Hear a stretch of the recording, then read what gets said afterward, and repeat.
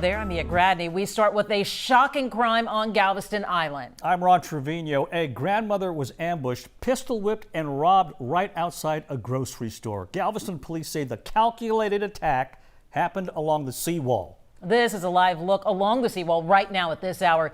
You can see how many people are out and about. That is why Melissa Correa is sharing this warning for beachgoers.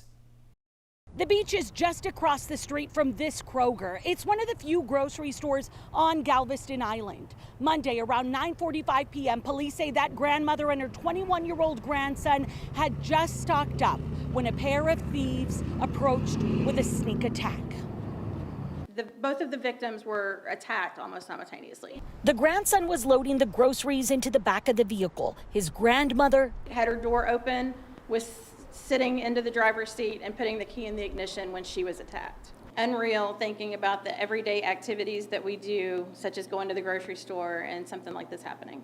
Galveston police just released this sketch of the man suspected of pistol whipping the 72-year-old woman. He hit her so hard, police say she has cuts on her cheek and lip and bruising along her jaw. She is recovering. She's very shaken. So is the community. The bin store is among the businesses offering an $8,000 reward for information that leads to an arrest. Owner Cole Wallace is also collecting donations. And we're trying to pay for her medical bills, and also we're trying to replace the jewelry and things that were stolen from her. A golden necklace and watch, which police think caught the suspect's eye.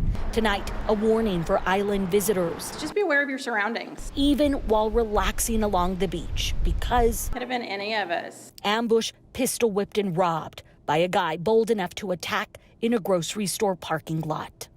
Detectives say the armed robbery happened near the gas pumps, just out of range of Kroger's security cameras.